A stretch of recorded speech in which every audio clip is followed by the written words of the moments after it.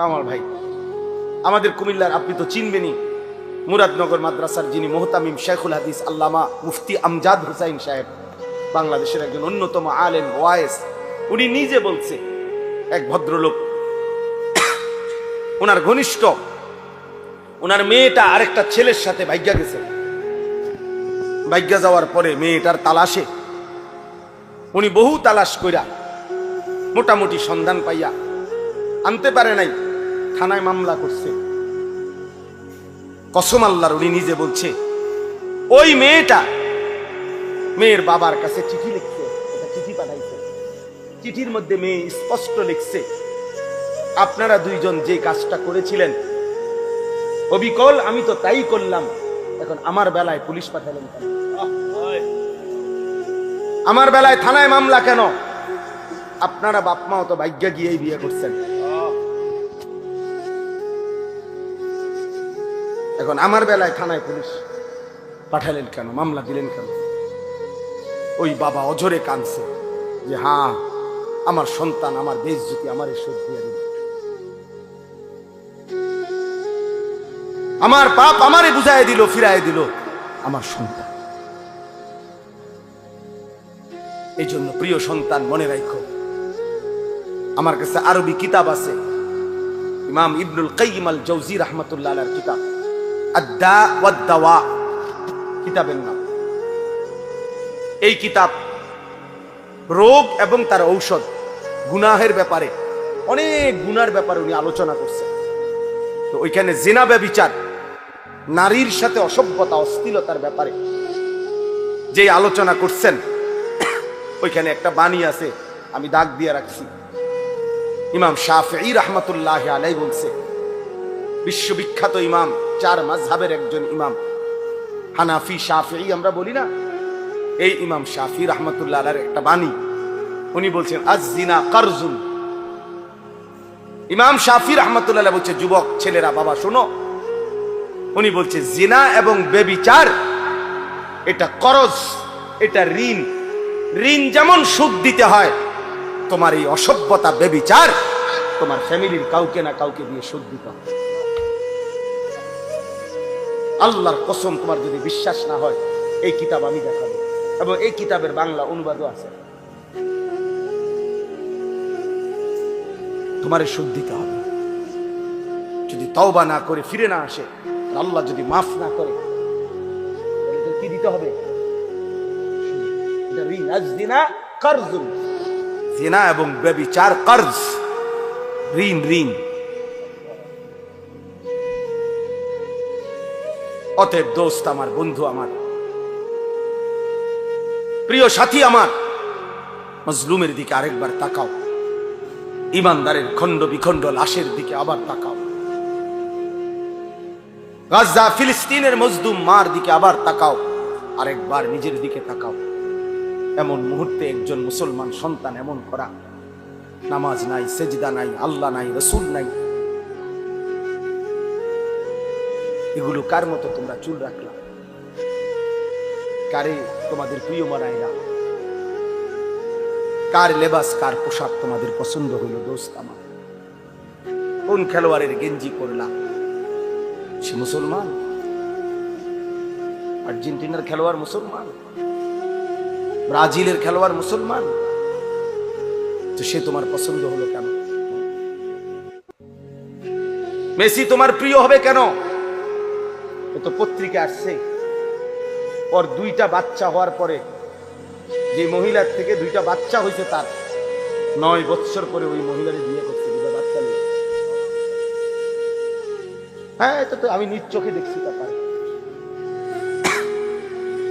9 বছরের অবৈধ মেলামেশায় দুইটা বাচ্চা হয়েছে, এরপরে 2 বাচ্চা লইয়া হে ওই মহিলারে বিয়ে করছে।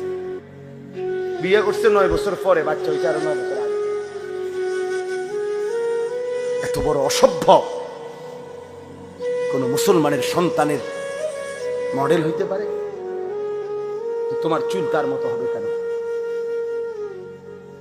সামান্য বিবেকও কি থাকবে না মিয়া? বলো। হাইসো না বাপ, হাসলে মনে রাখো তুমি প্রতিবন্ধী। মূলত তোমার তার সিরা।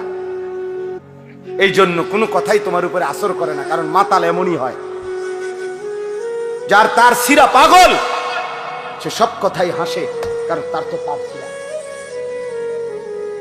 নাই। তো বিবেকের দংশন থাকা উচিত। সবার কাছে আমি অনুরোধ, সংখ্যা কোনোভাবেই কোনো মূল বিষয় না। মনে করেন এখানে 50,000 লোক হইল, তো এতে করে আমার কবর রাজা মাফ তো আর তাইলে আর আহামরি কি? তাইলে সংখ্যা কোনো বিষয় না, সফলতা কিংবা ব্যর্থতার জন্য সংখ্যা কোনো বিষয় না।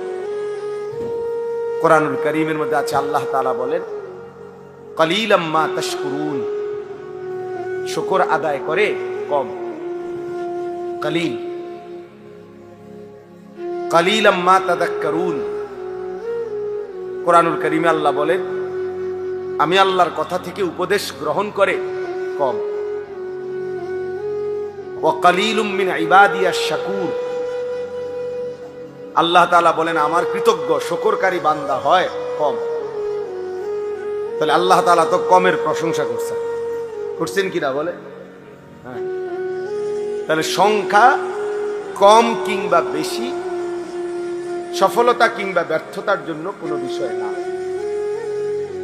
সবাই চিনতে হবে অথবা চিনে না, এই পরিচিত বা অপরিচিতি এটাও সফলতার কোনো বিষয় না। সবাই চিনলে সফল, সবাই না চিনলে ব্যর্থ, এমন কথা কোরআন সুন্নায় নাই।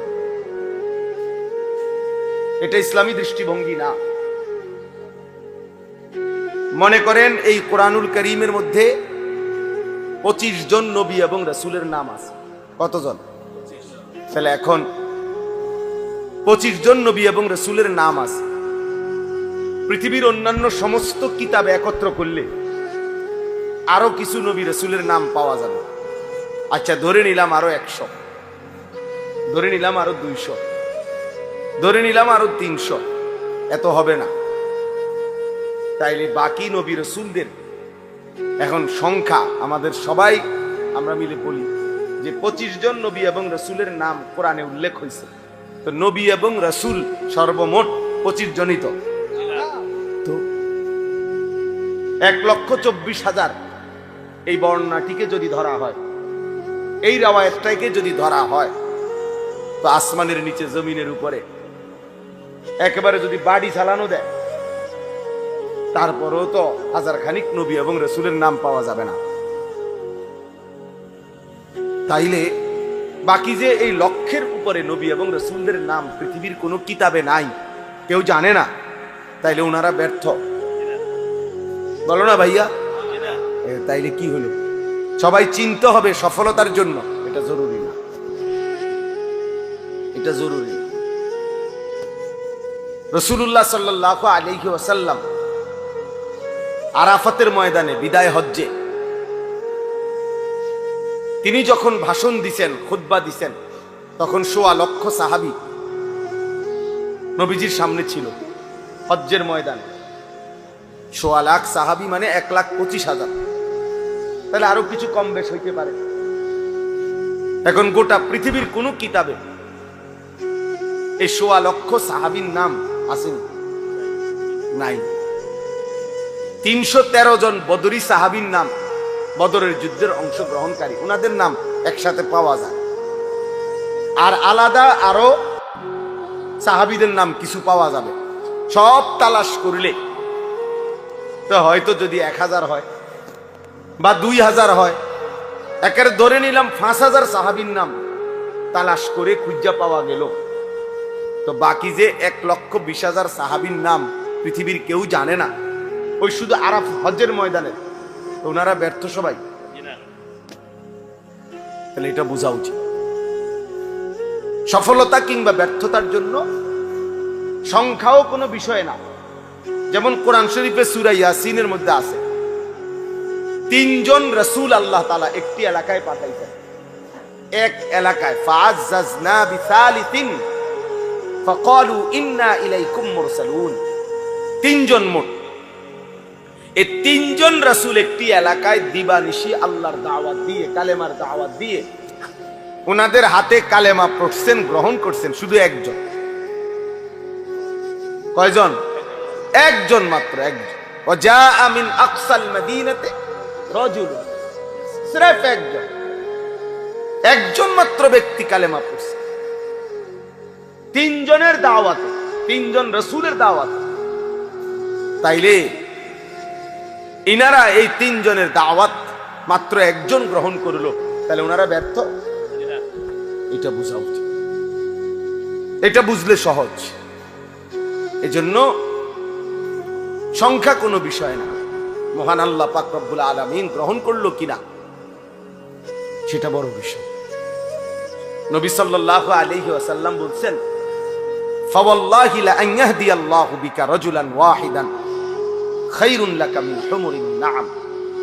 আল্লাহর কসম, নবীজি বলছেন আল্লাহর কসম, তোমার দ্বারা যদি একজন ব্যক্তি হেদায়েত পায়, আল্লাহর পথ পায়, আখিরাতের সন্ধান পায়, নবীজি বলছেন তাহলে এটাই গোটা আরবের সমস্ত দামি ওট তোমারে হাদিয়া দেওয়ার চাইতে কোটি গুণে উত্তম।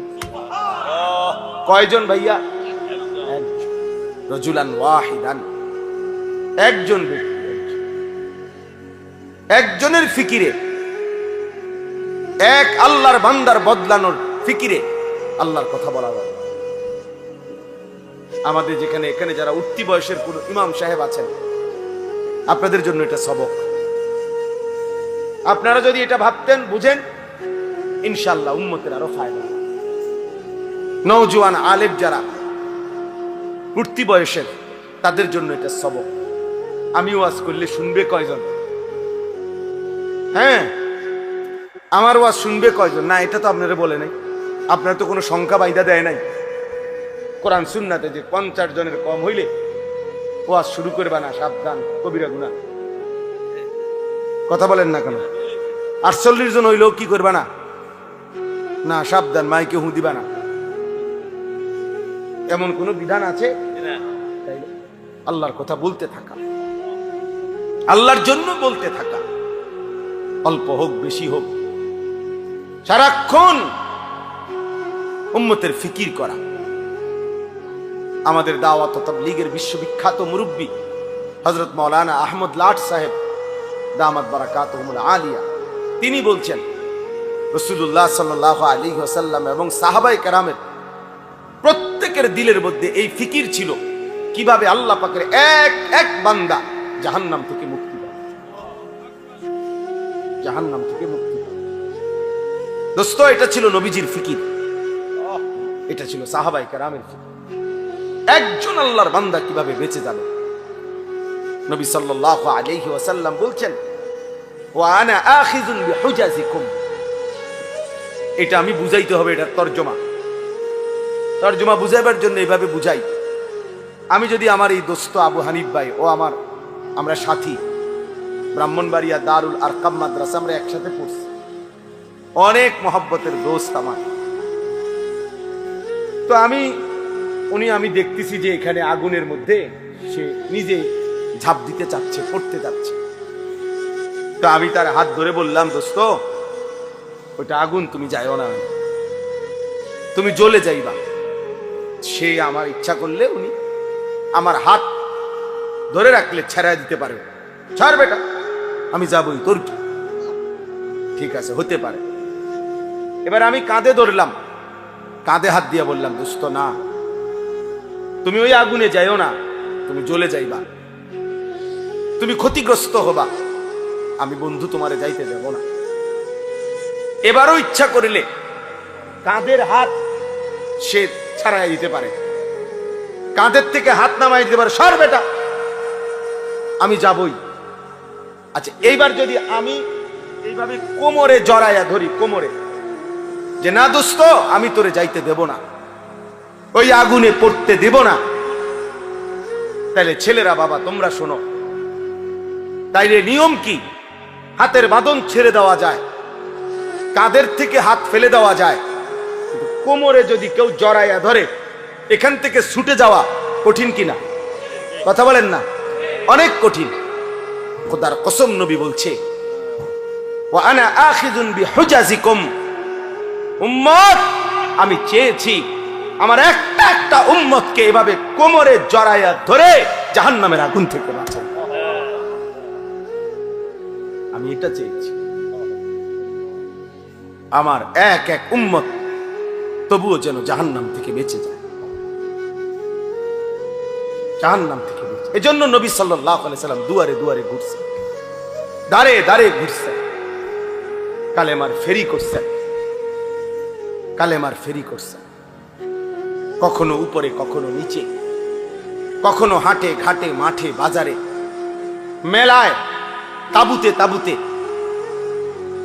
প্রত্যেক অবস্থায় পাথর মারছে তবুও কালেমার দাওয়াত দিছে, ধাক্কা দিছে তবুও নবী সাল্লাল্লাহু আলাইহি সাল্লাম কালেমার দাওয়াত দিছে।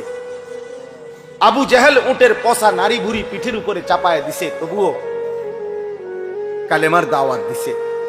তায়েফের পাথরের আঘাতে সারা দেহ রক্তে রঞ্জিত করে দিছে, এই রক্ত মাখা দেহ নিয়েও হাত তুলে উম্মতের জন্য বদদুয়া করে নাই, বলছে আয় মাওলা মাফ করে দেন। ওরা বুঝে নাই, ওরা বুঝে নাই, ওরা আমারে চেনে নাই। আল্লাহুম্মা গফির লিকওমি ফাইন্নাহুম লা ইয়ালামুন, আল্লাহ আমার জাতিকে মাফ করে দেন। ওরা বুঝে নাই, ওরা চিনে নাই, ওরা চিনতে পারে নাই। এইভাবে দুস্থ ছেলেরা বাবারা নবী সাল্লাল্লাহু আলাইহি ওয়াসাল্লাম চেষ্টা করছেন। তারিখে ইবনে খাল্লিকানের মধ্যে আছে, আরবি কিতাব, নবী সাল্লাল্লাহু আলাইহি ওয়াসাল্লাম আবু জেহেলের কাছে 4000 বার কালেমার দাওয়াত দিয়েছে। 4000, 4000 শুধু আবু জেহেলকে কালেমার দাওয়াত দিয়েছে। এক ফিকির ছিল, কিভাবে আমার একটা উম্মত বাইচা যাবে, কিভাবে আমার একটা উম্মত জাহান্নাম থেকে বাঁচবে, আল্লাহকে পেয়ে যাবে। একজনের ফিকির করছে, 10 জনের ফিকিরও করছে, কখনো একজনের কাছে, কখনো 10 জনের কাছে, আবার কখনো 1.25 লক্ষ সাহাবীর সামনেও নবীজি কথা বলছে, কথা বলছেন।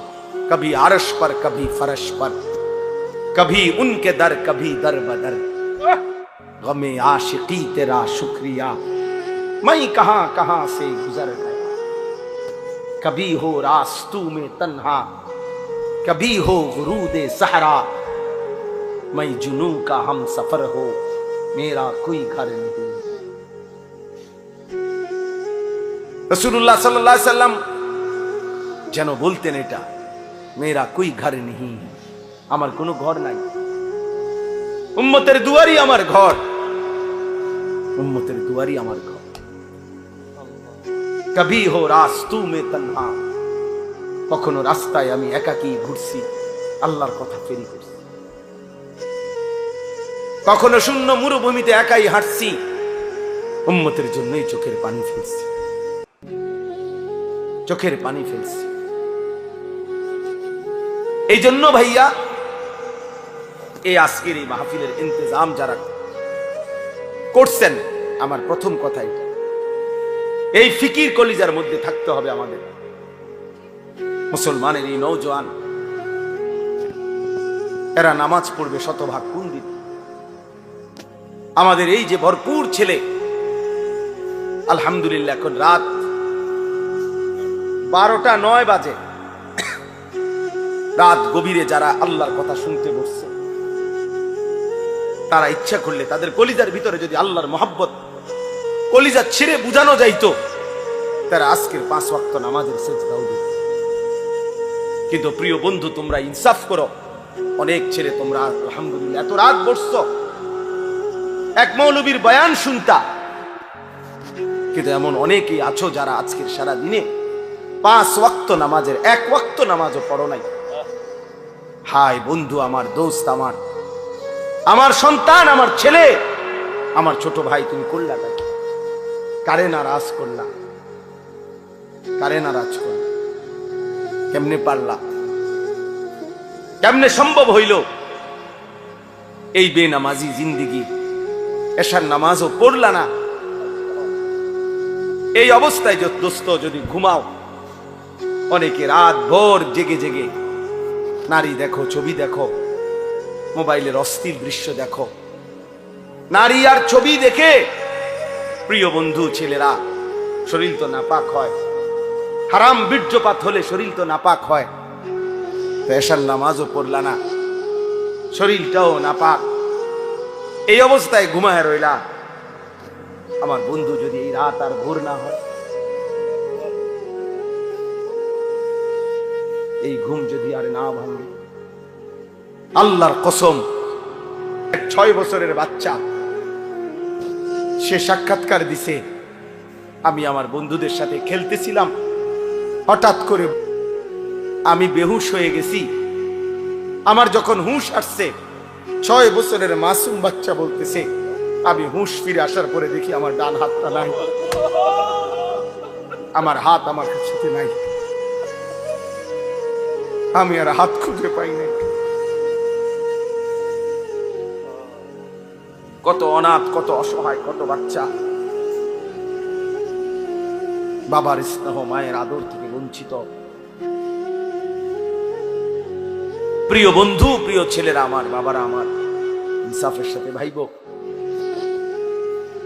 মা যখন কাঁদে, শিশু যখন কাঁদে, রক্তের উপরে যখন ইমানদার গড়াগড়ি খায়, এই যুবক, এই অবস্থায় তুমি উলঙ্গ ছবি দেখো, মোবাইল দেখো, নাচ দেখো, একটা সাজদা দাও না, এটা ইনসাফ না যুবক, এটা মুসলমানের বাচ্চা হইতে পারে না, এটা ইমানদারের সন্তান হইতে পারে না। বেটা তুই, বেটা তুই কোনো মানুষের বাচ্চা না, বেটা তোর ভিতরে কোনো ইনসানিয়ত বলতে, মনুষ্যত্ব বলতে বলতে কিচ্ছু নাই বেটা।